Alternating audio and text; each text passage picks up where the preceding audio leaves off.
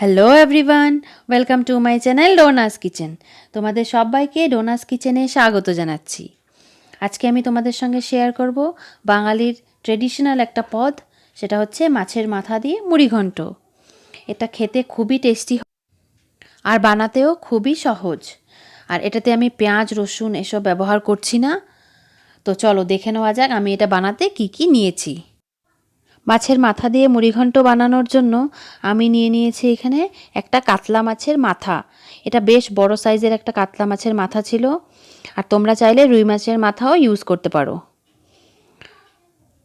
আর নিয়েছি আমি আলু, ডুমো ডুমো করে আমি কেটে নিয়েছি দুটো আলু, আর নিয়েছি দুটো কাঁচা লঙ্কা, আর এখানে আমি 1 টেবিল স্পুন গোবিন্দভোগ চাল নিয়েছি। এটাকে আমি ভালো করে ধুয়ে জল ঝরিয়ে রেখে দিয়েছি।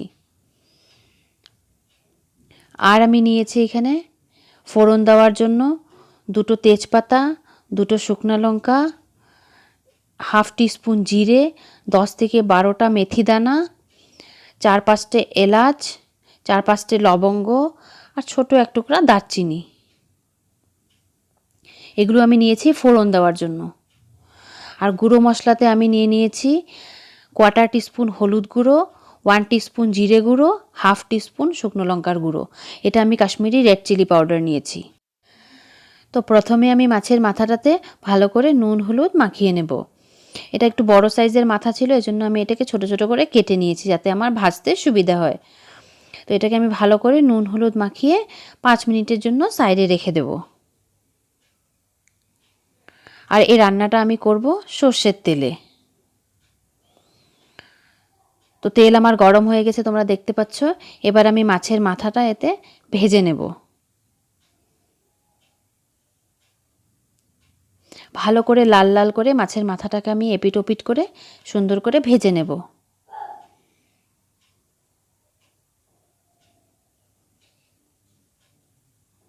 এটা খেতে খুবই টেস্টি হয়, তোমরা অবশ্যই এটা ট্রাই করো। আর এই ভিডিওটা যদি তোমাদের ভালো লাগে অবশ্যই ভিডিওটাকে লাইক করো, তোমাদের ফ্রেন্ডস অ্যান্ড রিলেটিভসদের সঙ্গে ভিডিওটাকে শেয়ার করো, আর আমার চ্যানেলটাকে সাবস্ক্রাইব করো।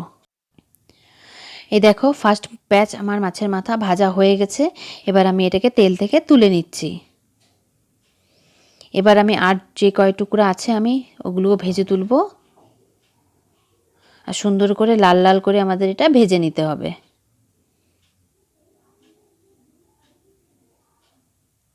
তোমরা দেখতে পাচ্ছ পুরো মাথাটাই ভাজা হয়ে গেছে। আর আমি আর তেল দেব না, যা তেল আছে কড়াইতে সেটাতে আমি এবার গোটা মশলাগুলো ফোড়ন দিয়ে দেব। তেজপাতা, শুকনো লঙ্কা, গোটা গরম মশলা, জিরে, মেথি সব আমি এই তেলেই ফোড়ন দিয়ে দেব। আর ফোড়নটাকে আমি 10 থেকে 12 সেকেন্ড ভালো করে ভেজে নেব। যখন একটা খুব সুন্দর গন্ধ বেরোবে ফোড়নের, তখন আমি এতে দিয়ে দেব ডুমো করে কেটে রাখা আলুগুলো। তেলের সঙ্গে মিশিয়ে নেব আলুকে। এবার আমি এতে দিয়ে দেব একটু নুন, শুধু আলুর জন্যই আমি এখানে নুন দেব। দিয়ে আমি এবার এটা ঢাকা দিয়ে একটু আলুটাকে 5 মিনিট ভেজে নেব। আমার 5 মিনিট হয়ে গেছে, তোমরা দেখতে পাচ্ছ আলুটা একটু ভাজা ভাজা হয়ে গেছে। এবার আমি এতে যে গোবিন্দভোগ চালটা আমি ধুয়ে রেখেছিলাম ওটা দিয়ে দেব। দিয়ে 5 মিনিট মতো আমি এই চালটার সঙ্গে আলুটাকে ভালো করে ভেজে নেব। চালটাও যেন একটু ভাজা ভাজা হয়ে যায়। তোমরা চাইলে চালটা আগে ভেজে তুলে রাখতে পারো, কিন্তু তাতে চাল এদিক ওদিক ছিটকে যায়, তেলে লেগে যায়, জন্য আমি পরেই ভাজি। তো পরে ভাজলেই ভালো হয়। এবার আমি একটু জল দিয়ে দেব।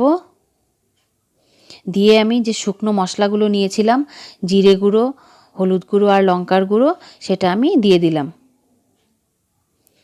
দিয়ে এবার মশলাটাকে আমি ভালো করে কষবো যতক্ষণ অবধি না এর থেকে তেল বের হয়ে আসছে। খুব ভালো করে আমাদেরকে এটা কষতে হবে। মশলা যত ভালো কষা হবে রান্না তত বেশি টেস্টি হবে। এবার আমি এতে দিয়ে দিচ্ছি দুটো কাঁচা লঙ্কা। তোমরা দেখতে পাচ্ছ মশলাটা প্রায় আমার কষা হয়ে গেছে, তেল ছেড়ে এসছে এর থেকে। এবার আমি এতে দিয়ে দেব ভেজে রাখা মাছের মাথাটা। মাথাটা দিয়ে আমাদেরকে ভালো মতো এটাকে একটু মশলার সঙ্গে মিশিয়ে কষতে হবে। 5 থেকে 7 মিনিট আমি এটা কষবো মশলার সঙ্গে মাথাটাকে। তোমরা দেখতে পাচ্ছ, ভালো করে মিশিয়ে দেবো মাথার সঙ্গে মশলাটা, যাতে মাথার পুরো মশলার গন্ধটা চলে যায় কাটাগুলোতে। আমার হয়ে গেছে 5 মিনিট। তোমরা দেখতে পাচ্ছ সুন্দর মশলার সঙ্গে মাথাটা মিশে গেছে। এবার আমি এতে দিয়ে দেব জল।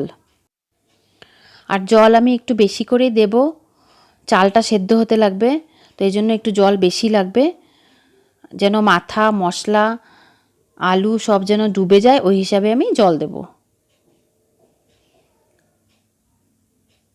তোমরা দেখতে পাচ্ছ সব কিছু ডুবে গেছে জলে, ওই হিসাবে আমি এটাতে জল দিলাম। আমি আর একটু জল দিয়ে দিচ্ছি। এখন আমি নুন দেব পরিমাণ মতো।